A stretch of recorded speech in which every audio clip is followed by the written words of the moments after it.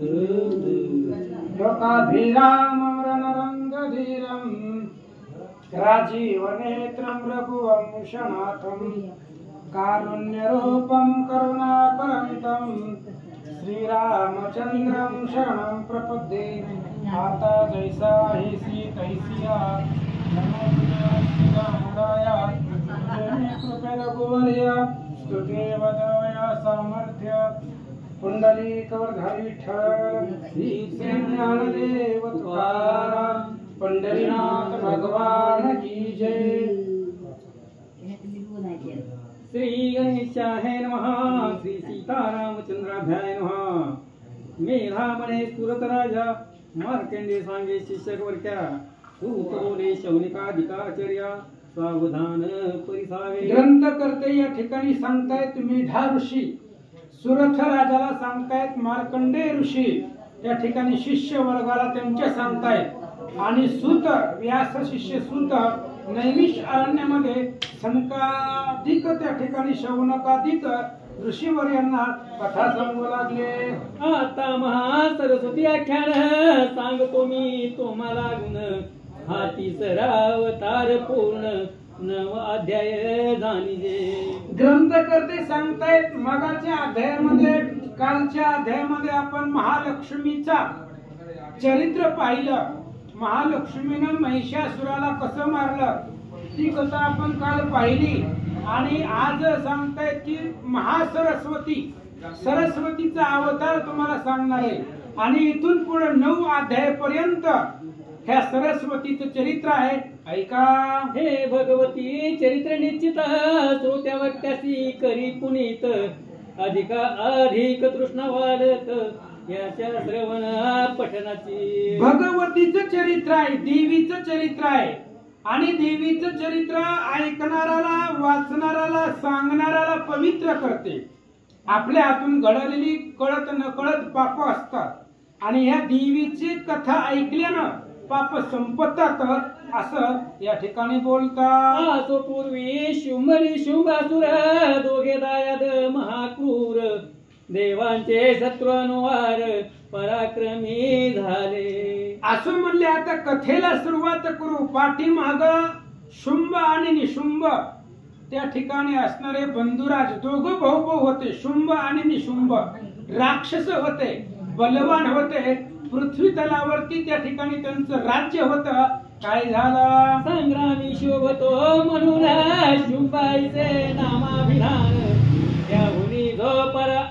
त्याहुनी जो अत्यंत शोभायमान निशुंभ म्हणती तयासी। आणि शुंभ नाव कसं पडलं त्याला शुंभ का म्हणतात? संग्रामामध्ये शोभतो, रणांगणामध्ये तो शोभिवंत दिसतो म्हणून त्याचं शुंभ नाव आहे।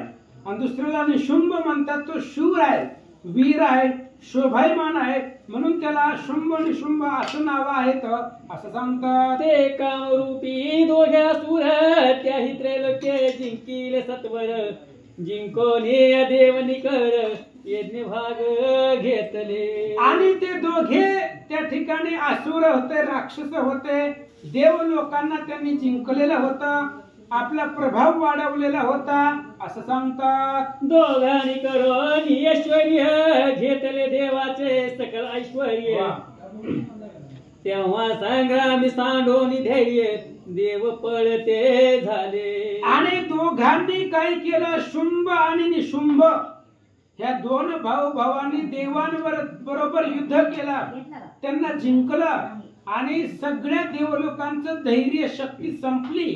देव लोकांना पळवून लावलं आणि ते स्वर्गाचं राज्य करू लागले।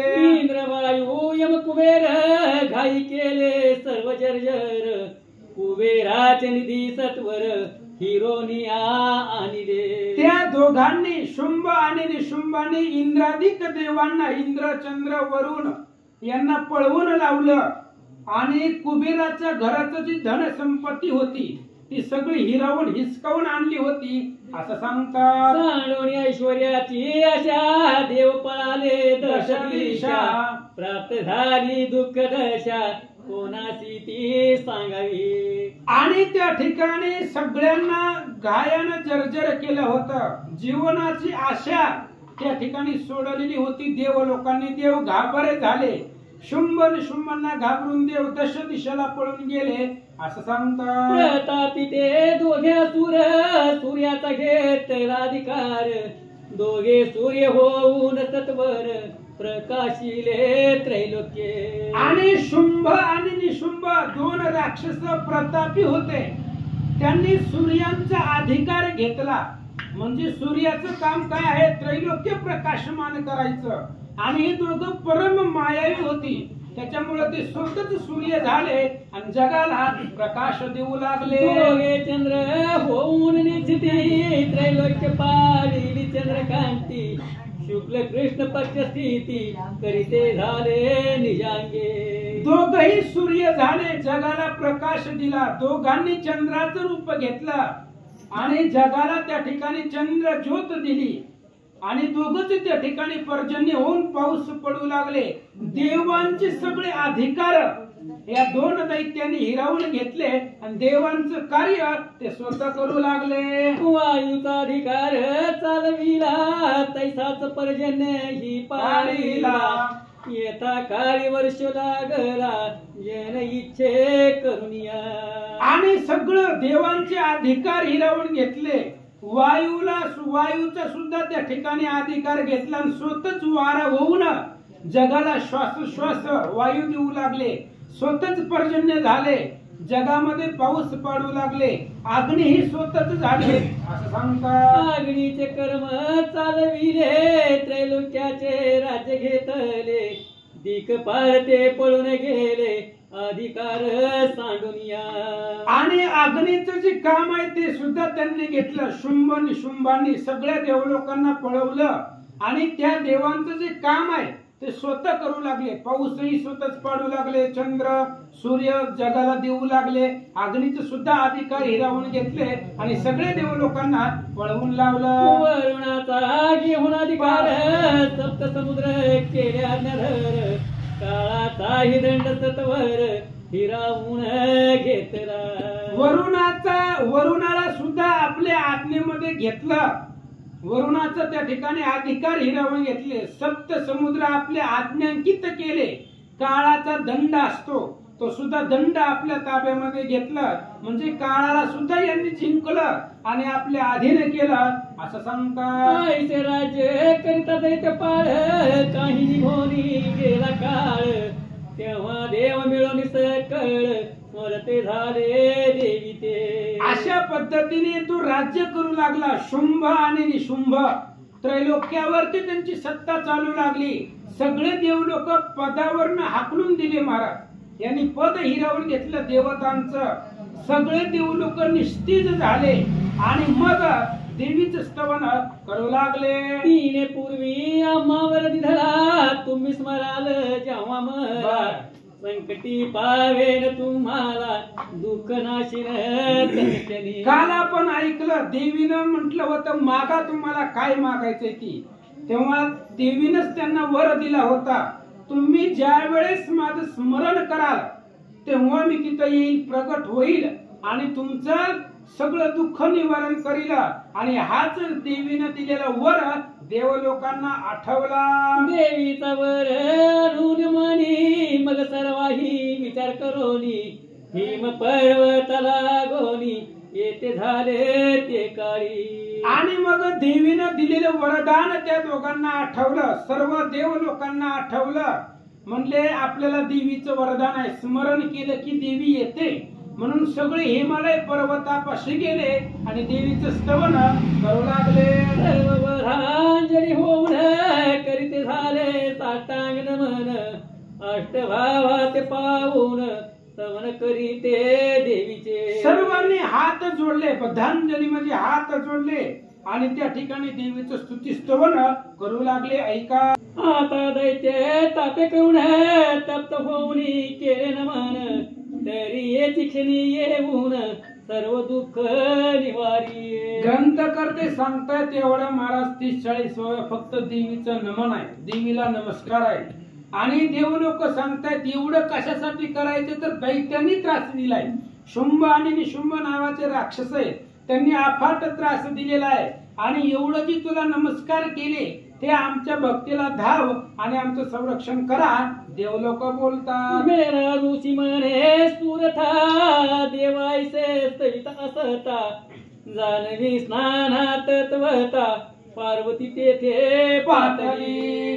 मेधा ऋषी सुरथ राजाला सांगतायत अशा पद्धतीने देवीचं स्तवन करत असताना सगळे देव लोक स्तवन करत होती. तिथं देवी नव्हती. फक्त देवीने सांगितलं होतं माझं भजन करा, माझं स्मरण करा. आणि देव लोक स्मरण करत असताना जानवी तीराला स्नान करण्यासाठी त्या जानवी नदीमध्ये पार्वती तिथं आल्या. ती बोलती झाली सुराते तुम्ही येते स्थवित कोणाते तो तिच्या देहापासून त्वरिते स्त्री एक उत्पन्न झाली. पार्वतीने विचारलं इथं कोणीच दिसत नाही, तुम्ही कोणाचं स्तवन करताय? इथं तुमच्या पुढे कुणीच नाहीये, मग कुणाचा धावा करताय? असं पार्वती देव लोकांना बोलत असतानाच पार्वतीच्या शरीरापासून एक सुंदर स्त्री उत्पन्न झाली. तीच महासरस्वती जाण पार्वतीच्या देहापासून अवतार तीस रागे होऊन बोलती झाली ती येते. आणि तीच महासरस्वती आहे जी पार्वतीच्या शरीरापासून निर्माण झाली, पार्वतीच्या शरीरापासून उत्पन्न झाली आणि तीच महासरस्वतीचा अवतार झाला. माने पार्वती ऐक निश्चिती देव हे माझे स्तवन करीती शुंभने शुंभानी रणक्षिती पराभविले म्हणून. आणि पार्वतीच्या शरीरापासून एक देवी उत्पन्न झाली आणि तिचंच त्या ठिकाणी महासरस्वती नाव आहे. आणि त्या सरस्वतीनं पार्वतीला सांगितलं ही देव लोक माझं स्तवन करतायत. कशासाठी? शुंभ निशुंभाने यांना त्रास दिलेला आहे याच्यासाठी माझं भजन ते करू लागले. शरीर कोशापासून झाली म्हणून कौशिकी नाम पावली ती हे लोकी गायली शिवा म्हणून सर्वथा. पार्वतीच्या शरीरापासून तिचा जन्म झाला, शरीरापासून तिची निर्मिती झाली म्हणून कौशिक नाव त्या ठिकाणी देवीला तिन्ही लोकांमध्ये प्राप्त झालं. ऐशी कौशिकी होता उत्पन्न पार्वती झाली कृष्णवर्ण यास्तव कालिका नाम पाहून हिम पर्वती राहिली. अशा पद्धतीने पार्वतीच्या शरीरापासून ते असणारी प्राप्त झाली म्हणून तिला कौशिकी नाव पडलं. पण पार्वतीचा रंग बदलला आणि काळा झाला, कृष्णवर्ण. पार्वतीचा रंग काळा झाला म्हणून तिला कालिका नाव पार्वतीला पडलं आणि हिमालय पर्वतावरती तिने वास्तव्य केलं. त्यानंतर महासरस्वती दिव्य रूप झाली धरिती त्रैलोक्य दूज स्त्री निश्चिती तैसी नाही पाहता.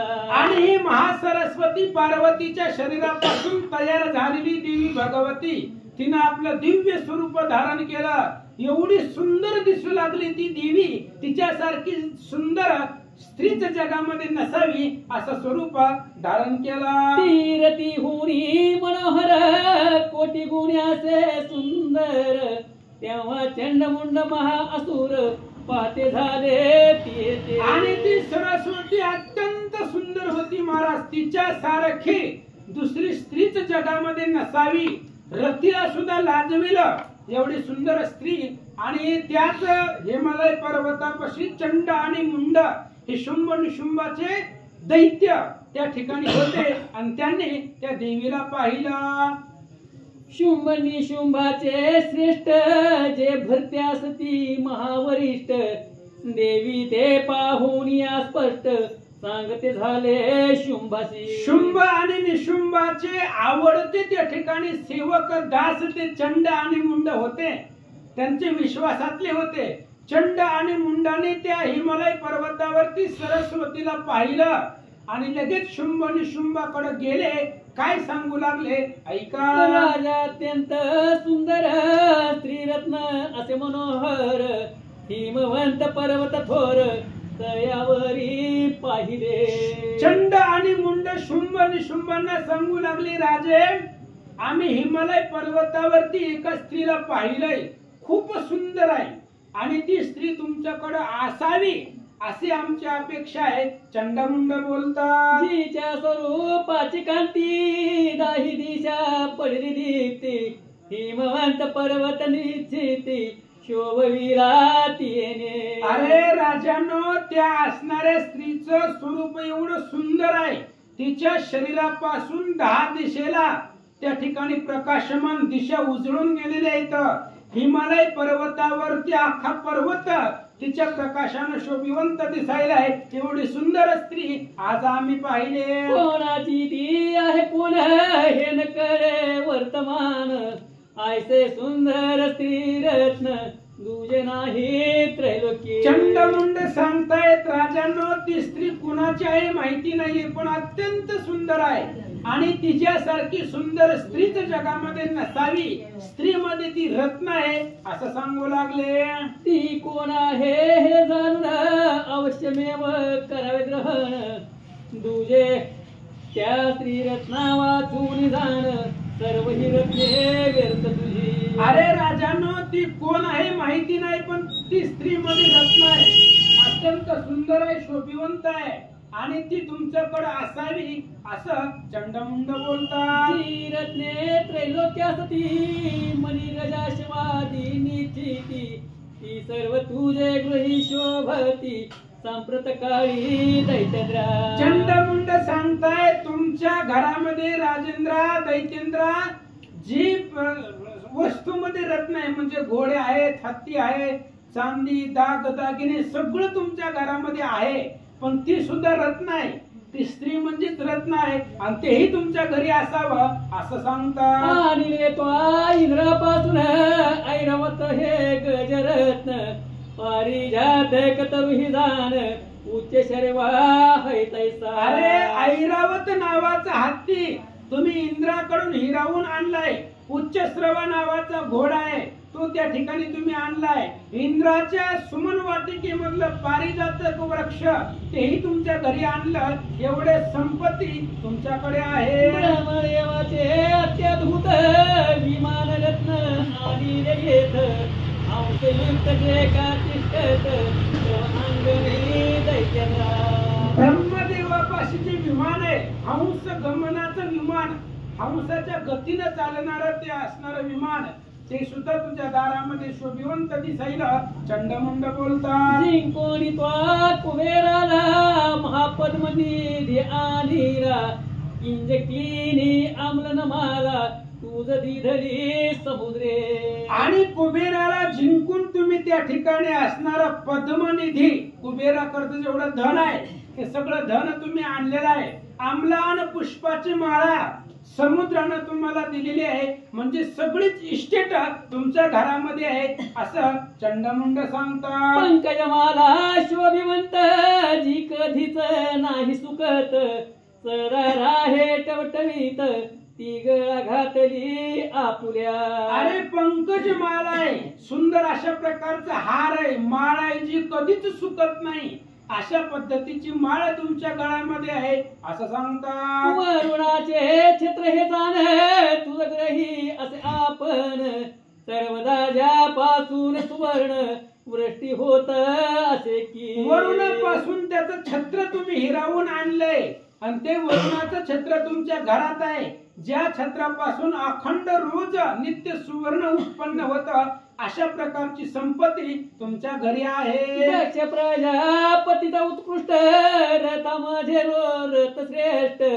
तुझ प्राप्त झाला स्पष्ट जो वरिष्ठ सर्वाहून. प्रजापती दक्ष प्रजापतीचा रथ, रथामध्ये श्रेष्ठ असणारा तो रथ तुझ्या घरी आहे असं सांगतात. मृत्यूची उत्क्रांती देणार ऐशी आणली तो शक्ती दुस्तर.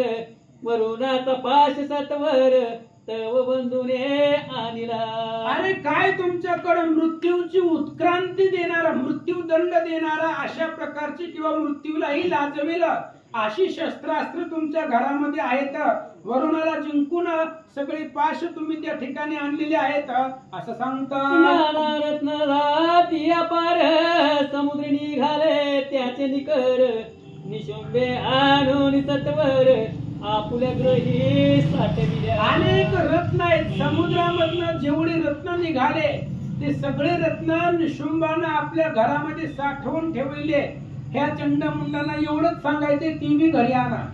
जी हिमालय पर्वतावरती आम्ही पाहिले ती सुद्धा रत्नच आहे आणि तीही तुम्ही तुमच्या घरी आणा असं चंडमुंड शुंभ शुंभाला चंडमुंड बोलतात. शुद्ध आणि नित्य नूतन अग्नी ऐसे तेजायमान वस्त्रद्वय हे तुझ लागून अग्नी देता झाला. काय तुमचं ऐश्वर्य आहे त्या अग्निदेवानं त्या ठिकाणी एवढं सुंदर वस्त्र दिलंय जे रोज नवीन दिसतंय कधी मळत नाहीये असं शोभिवंत वस्त्र तुम्हाला घालायला कपडे अग्निदेवानं दिलेले आहेत असं सांगतात. या प्रकारे तो दैत्यवरा सर्व रत्ने आणि घरा श्रीरत्नामध्ये ही सुंदरा घर का होण आणि अशा पद्धतीने तुम्ही सगळं रत्न घराला आणलेलं आहे. काहीच ठेवलं नाही पृथ्वीवरती सगळं आपल्या घरात साठवून ठेवलंय.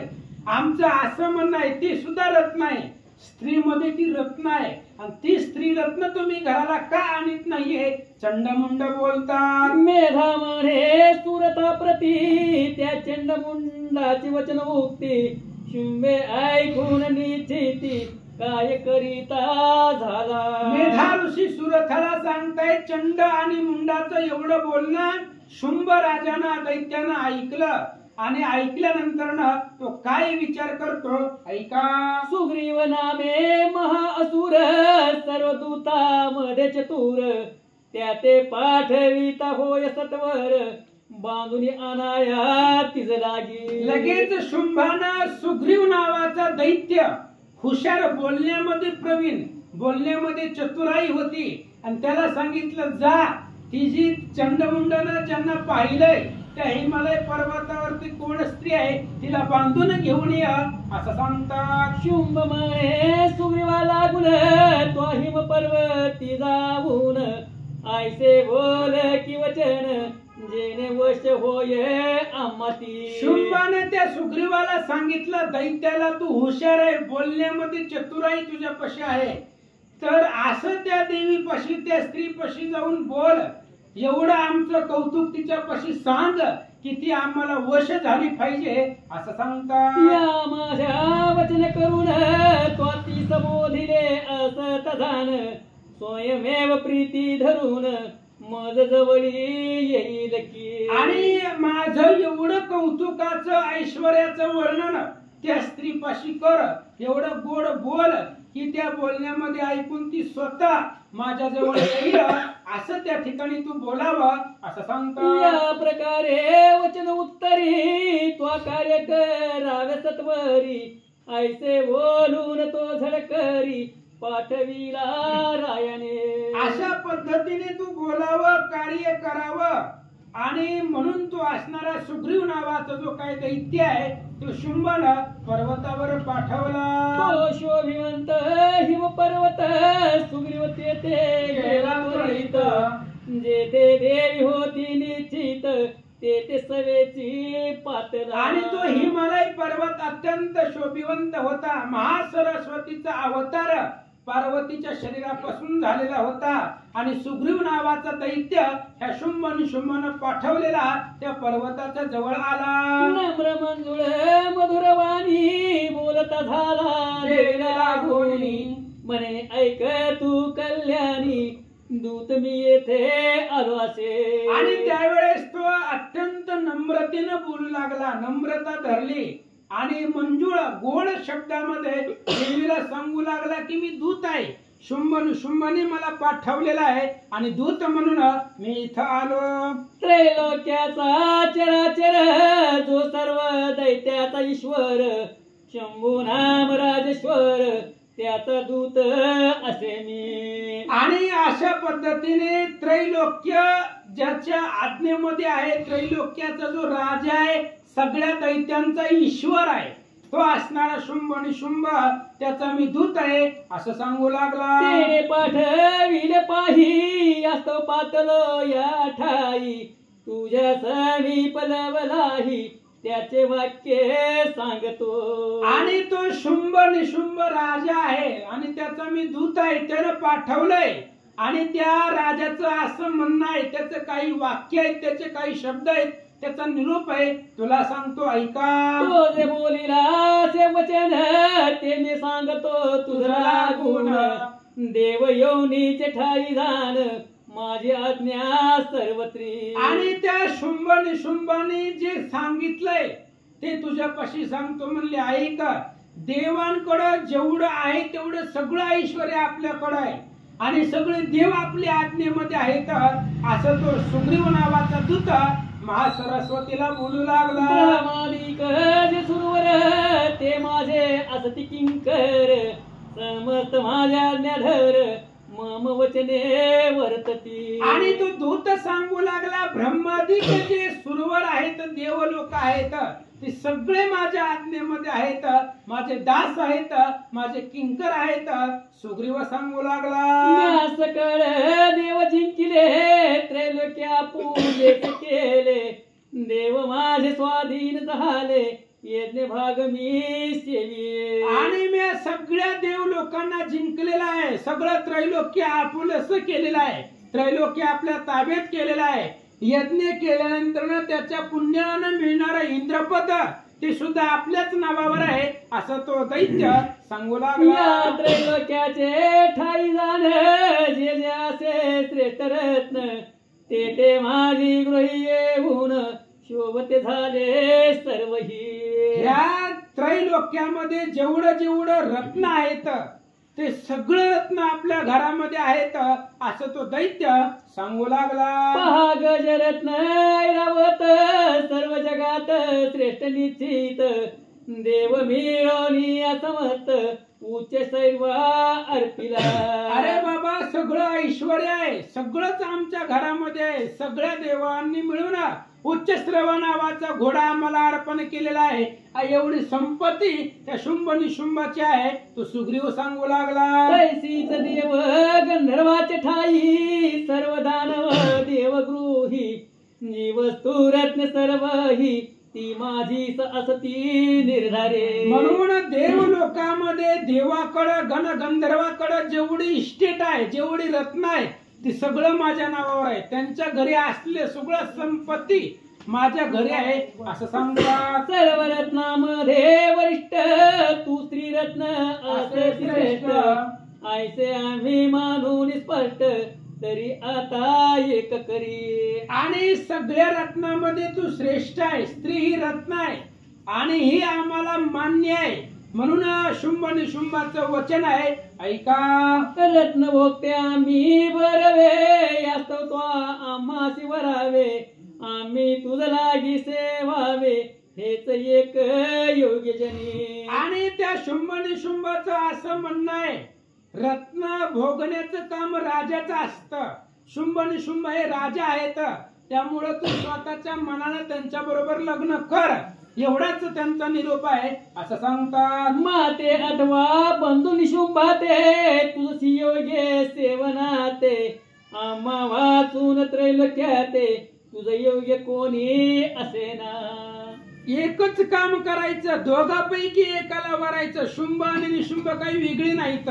शुंभाला किंवा निशुंभाला दोघांपैकी एकाला त्या ठिकाणी वरा आणि आमच्या घरामध्ये या असं सांगतात. आम्ही पराक्रमी दोघे जण तू चंचला पांगी योग्य रत्न माझ्या परिग्रह करून सर्व ऐश्वर पावसी. अरे आमच्या घरामध्ये सगळं ऐश्वर आहे, तुला जे अपेक्षित आहे ते सगळं आमच्या घरामध्ये आहे असं तो दूत सांगू लागला. ऐसे जाणून विचार करी मज लागी येऊन वरी तू पट्ट महिषी निर्धारी प्राणेश्वरी होशील.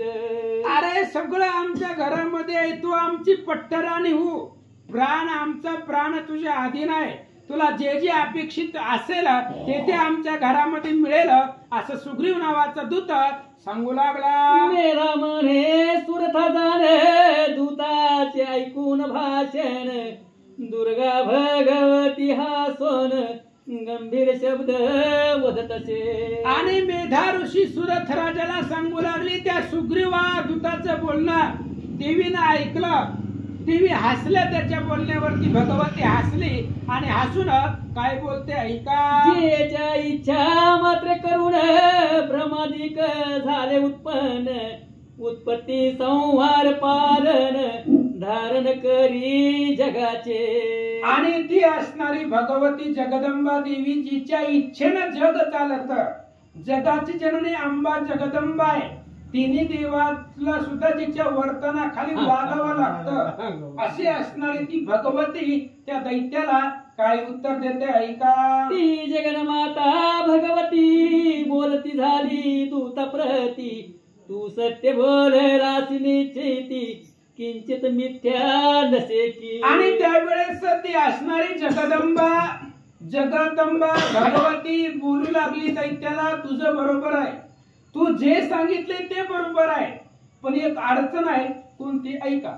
त्रैलोक्याचा राजेश्वर तो शुंभ दैत्य पती असे थोर. तैसाच त्याचा बंधू साचार दोघे समर्थ असती पै. देवीनं सांगितलं तुझं बरोबर आहे, तुझं बोलण्यामध्ये काहीच तथ्य नाहीये.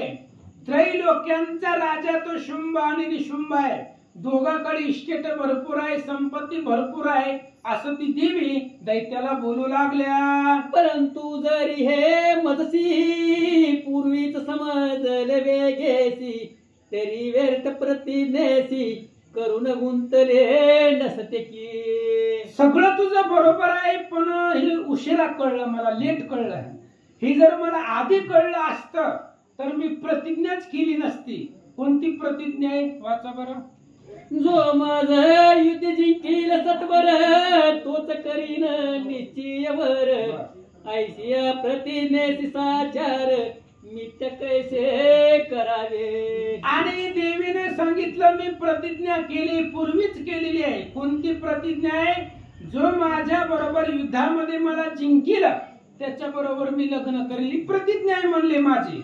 आणि आता ही प्रतिज्ञा पूर्ण करायची असेल तर त्यांना माझ्या बरोबर युद्धाला यावं लागेल, असं देवी त्या सुग्रीवाला बोलू लागल्या. तस्मात ते येथे येऊन शुंभ निशुंभ दोघे जण शुग्र युद्धी मज जिंकोन पाणी ग्रहण करत का. म्हणून देवी सांगू लागले, हे बघा म्हणले त्या शुंभ निशुंभाने इथं यावं, माझ्या बरोबर युद्ध करावं, मला जिंकावं आणि मग माझ्या बरोबर लग्न करावं, असं सुग्रीव दूताला भगवती बोलू लागल्या. दूत बोले चंडिके ते व्यर्थ गर्व करीसी त्या ते मज पुढे एकही वाक्य ते बोलू नको देवी तू. सुग्रीवाने सांगितलं असं असतंय काय. देवी म्हणले जा म्हणले मला तुझ्याशी बोलायचंच नाही. का तुला काय बोलवलं होतं का इथं कोणी. अरे बाबा त्या असणाऱ्या सुग्रीवाने सांगितलं काय बोलायला लागली. राजे कुठं तू कुठं, एक स्त्री आहे अबला आहे आणि ती त्रैलोक्याचं राजा आहे. इंद्राला त्यांनी पळवलंय आणि तू काय त्यांच्या बरोबर युद्ध करणार आहे, असा तो सुग्रीव देवीला बोलू लागला.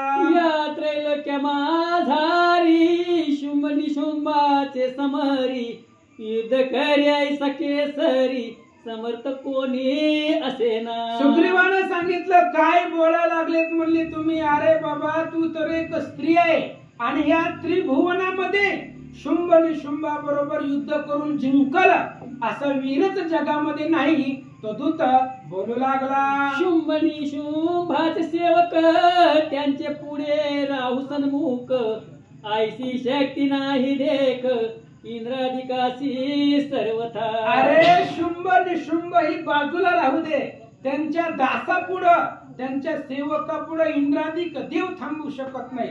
म्हणजे त्यांचे सेवक एवढे बलवान आहे, मग ते किती बलवान असतील असं तो सुग्रीव बोलू लागला.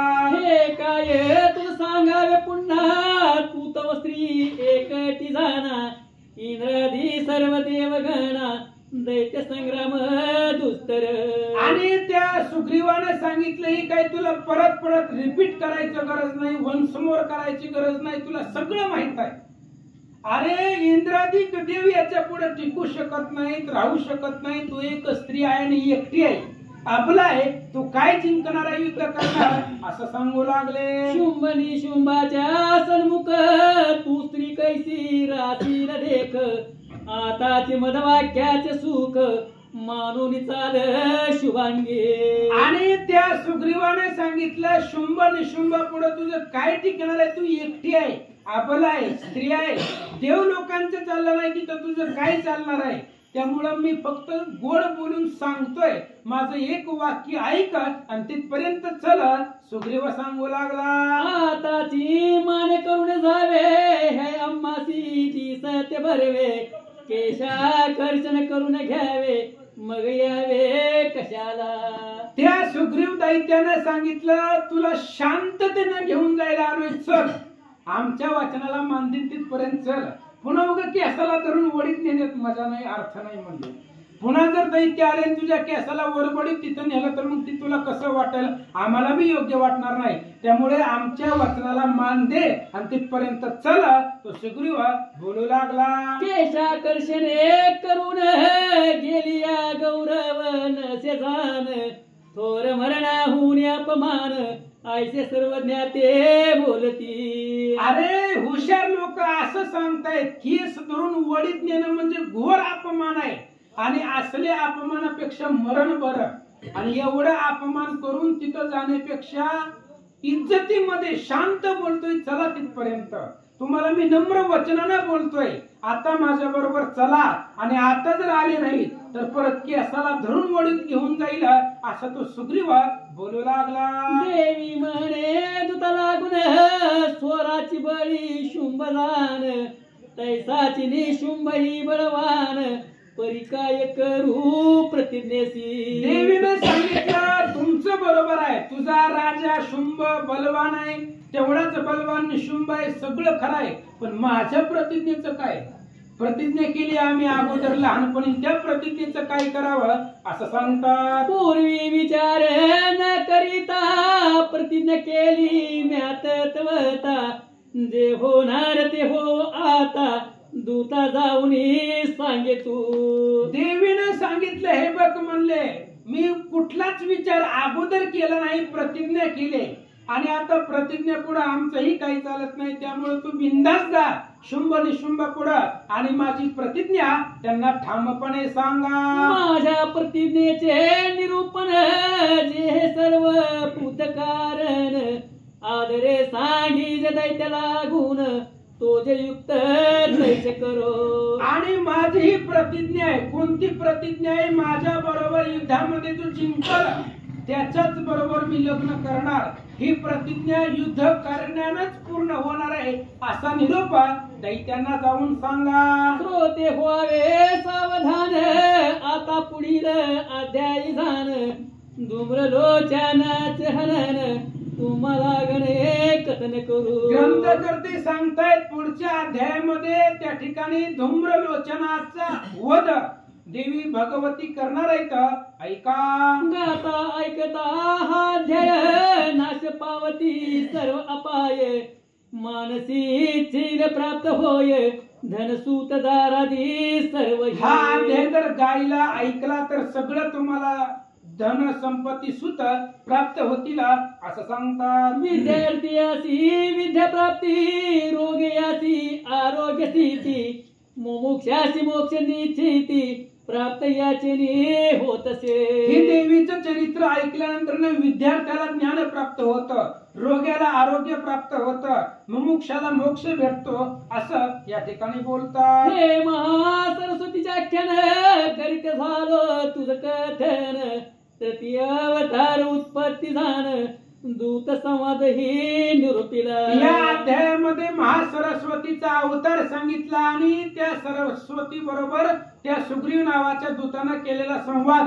या अध्यायामध्ये देवीचा 3 नंबरचा अवतार, पहिला महाकाली, दुसरा महालक्ष्मी आणि तिसरा ही महासरस्वतीचा अवतार तुला सांगितला. देवीने जैसे बोलविले तैसेच येथे वर्णन केले, सजनी पाहिज परसिले कृपा करून सर्वदा. देवीने जसं बोलवून घेतलंय तसंच इथं वर्णन केलेलं आहे. श्रोत्यांची कृपा आमच्यावरती वारंवार असावी. भगवती श्री नमस्कार.